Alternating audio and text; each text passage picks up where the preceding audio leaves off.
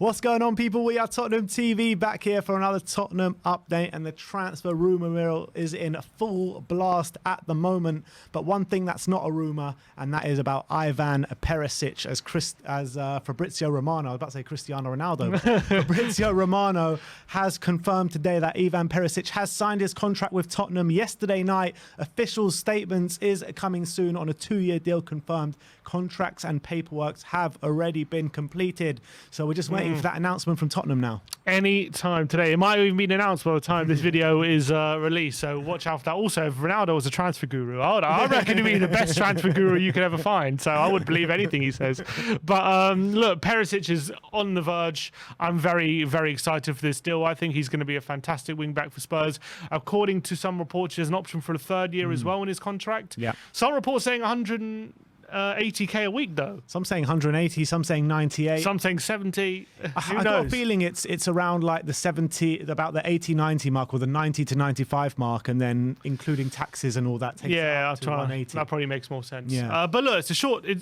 For a player who's playing very well in his moment, you can even argue he's in his prime. He's probably playing his best football of his career right now in Ivan Perisic, and I think he takes our wing-back options to a new level in terms of output as well. Goals and assists is something to very much look forward to. And also with Ryan Sessegnon being able to learn off him, I'm looking forward to what he can bring to the squad, and his winning experience, his ability to turn up in big games is fantastic. So it could look, watch his space. It just seems like it could be happening today, the announcement. It is frustrating. Ryan Sessegnon has got another injury keeping him out from England under 21 duty. Ali Gold says it's precautionary though. Oh, that's good. So, but then again, the last time we heard it was precautionary. He was He's out for a few weeks. Yeah, exactly. So we have to wait and hear, see. Look, hopefully we'll be back for next season. It probably spells the end for Reguilon as well, which is a shame. We'll talk about it later. But I think Perisic is a signing that everyone should be looking forward to. I don't think anyone should be using his age as a stick to beat him with, because I think he's just as good as he was. He's probably better than he was when he was 23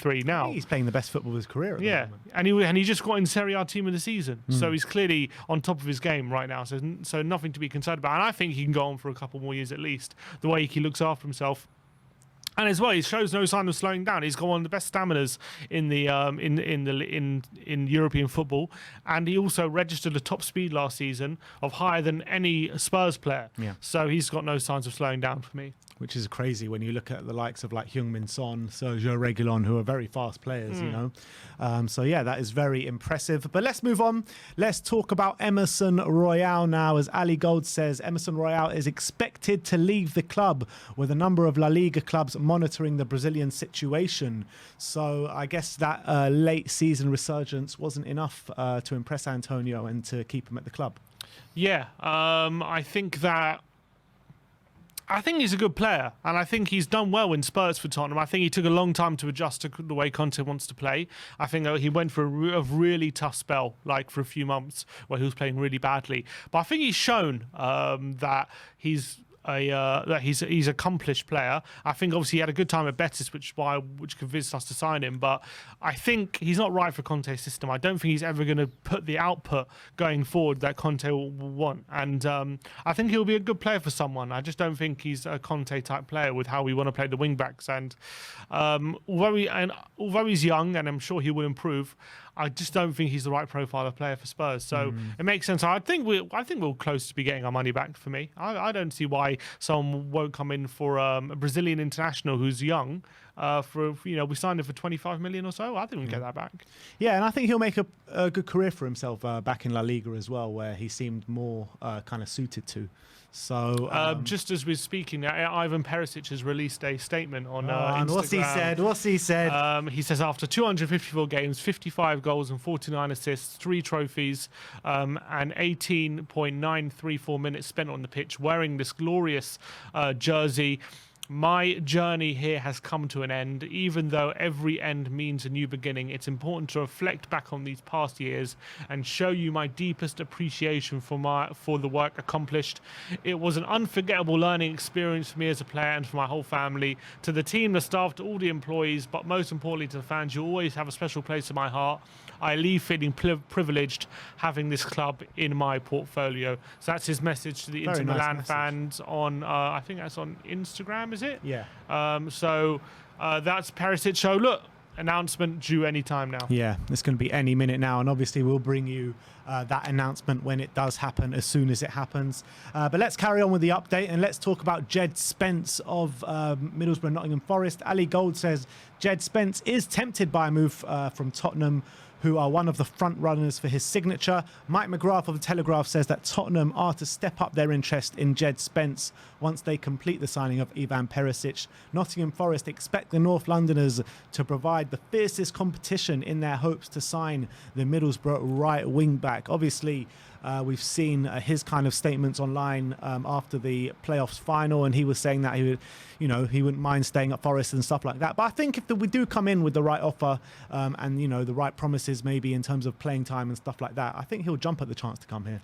Yeah, and I think we're probably the most attractive proposition, because he probably looks at Spurs and thinks there's a spot there for me in a team that's in Champions League, looking to challenge for big things under Antonio Conte, and under a manager who very famously improves wing-backs. And obviously he's spent most of his career in the Championship in the lower leagues, but now it could be seen as a big jump, maybe too big a jump. He might want to step in between, but I think might be too good of an opportunity to turn down at Tottenham. And he'll look at the situation at Spurs in terms of who our right wing backs are in Doherty and Emerson, and whoever remains, he'll back himself, I reckon, to nab that spot.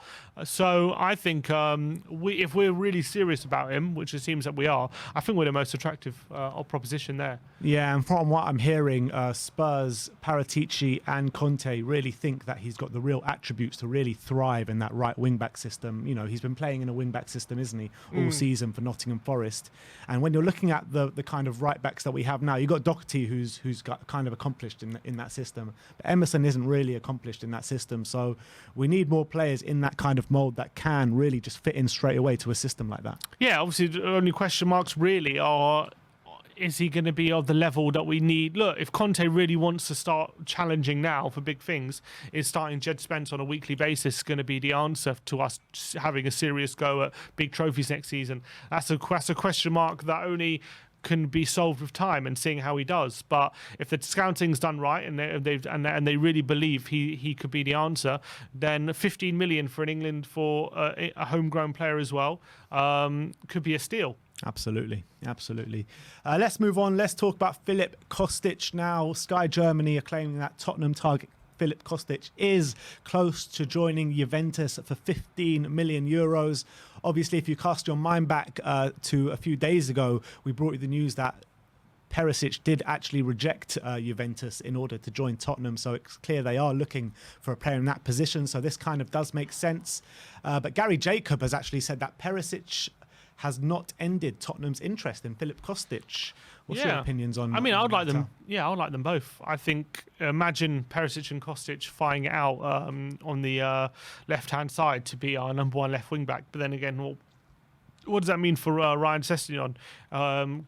He's developing really well, so I wouldn't want to stunt his development. But if Perisic can also play on the right-hand side, you could argue, against teams in a low block, you got Perisic on the right, you got Kostic on the left, and you got the front three. All of a sudden, that's looking very, very dangerous. That sounds just like a chance creation machine. Exactly. That's going to be very, very difficult to stop for teams coming up against us.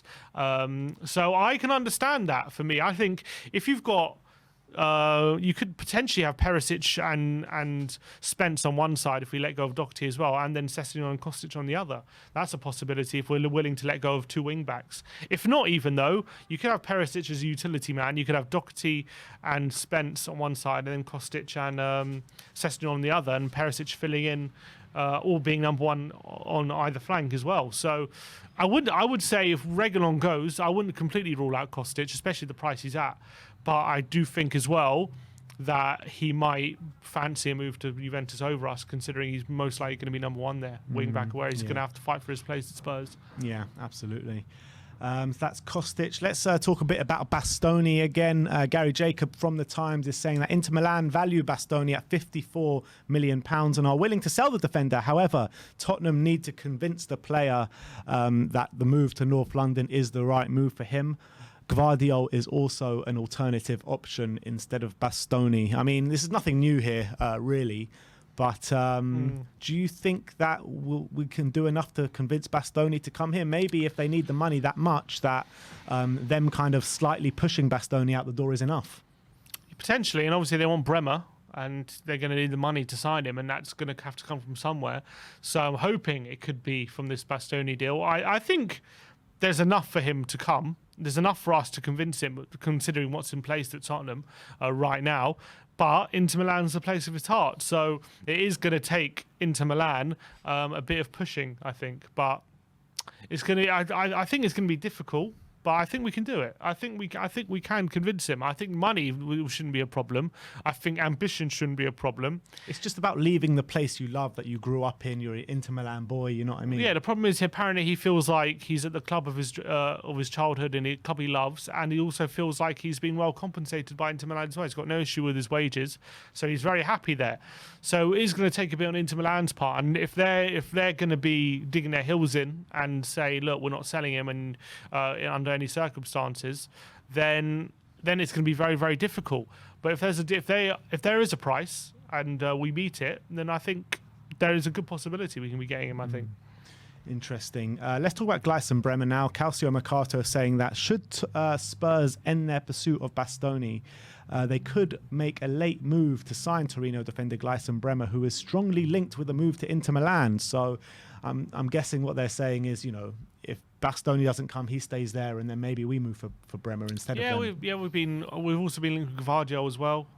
Him and Bremer. I would probably want rather Gvardiol for what we need in that role. But Bremer's had an obviously unbelievable season at Torino. He's one of the standout defenders. I think got Serie A Defender of the Year as well.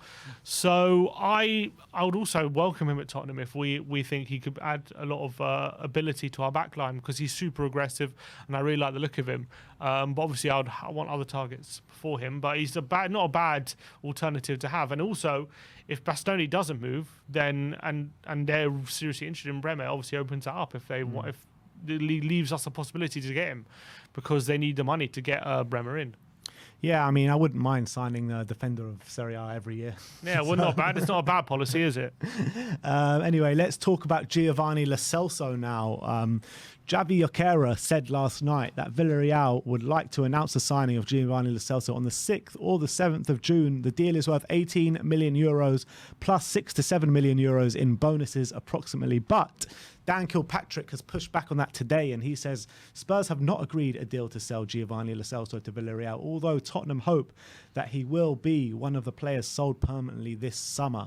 So a bit of conflicting reports there. Yeah, I think a deal will be done with Villarreal. I think maybe it's a case of just increasing the add-ons or something. But even if those numbers you just read out suggest a big loss for Tottenham. And that's what we're going to have to take on the chin, whatever the deal is. We're not making our money back. We have to accept that. And I think it's just get what you can and move forward with the situation. That's the best way we can do. Or, all right, maybe not. Bloody hell. Jesus. Maybe we should try and get our money back. God doesn't agree with you. Apparently, Levy is like, what? We're going to make a loss. There you go. Talking of Davinson Sanchez now, Alistair Gold says Spurs could listen to offers for Davinson Sanchez, but the Colombian proved to be a good squad player this season, and Antonio Conte is of the belief that if Sanchez can improve his concentration across a whole match, then he will be a top defender. And you know what? I was saying this earlier on. I think that when you're looking to sign a defender in the central on the left-hand side, I think Sanchez is more than an adequate backup for the right-hand side. Yes, he might not be as good as the ball as maybe we would like in an Antonio Conte system, but for the squad, I think he's a good player to have. I agree with you, to be honest. I think he's done well. I would still, if we got a good deal for him, like a good deal for what he's worth, 30 plus million, I would still consider selling him. But I think he's done a stellar job when he's come in this season. I actually think he had a pretty good season, especially when we needed him late in the season, when we were, Romero pulls out late in the North London derby, and we need someone to step up, and he did, and we kept 3 clean sheets, and he was great. So I agree, if he keeps his concentration for a whole 90 minutes, he can be a very, very effective defender. It's always just about those lapses, isn't it? And that's always been what's holding Sanchez back, and also his quality on the ball. He's always had to improve that. I do think that's got slightly better. It's still not great, but his concentration under Conte has been better. And I think he's also been used to playing Champions League football with us as well for many years. He came in, he's always looked at home there. So I wouldn't have an issue with him staying on. Yeah. And last but not least, let's talk about Harry Winks. Tom Barkley is saying Sevilla Everton, Fulham and Southampton are all in the race to sign Tottenham and England midfielder Harry Winks. Dan Kilpatrick says that Tottenham have given the green light for Harry Winks to leave the club. Building up quite a few names interested in him, getting a bit of a bidding war going on. Yeah, here. hopefully, maybe if we can do that, then we'll drive the price up a bit. But I think it's clear for everyone, Winks' time at Tottenham is coming to an end. It's only right. And I don't know, we've only just given the green light. I mean, I would have thought, well, he must have been on amber for a while. Yeah. But I think it's time for him to leave. And it was good to get the money in. And hopefully we can push forward for a midfielder once he goes. All right, so that is your Tottenham update for today. Hold tight because the Ivan Perisic announcement is coming very soon. So keep your eyes out for that. We'll bring you the news as and when that does happen. But thank you, everyone, for joining us today. Let me know your thoughts on any of the stories we've brought to you today in the comment section below. Like, subscribe and comment. And as always, come on you Spurs.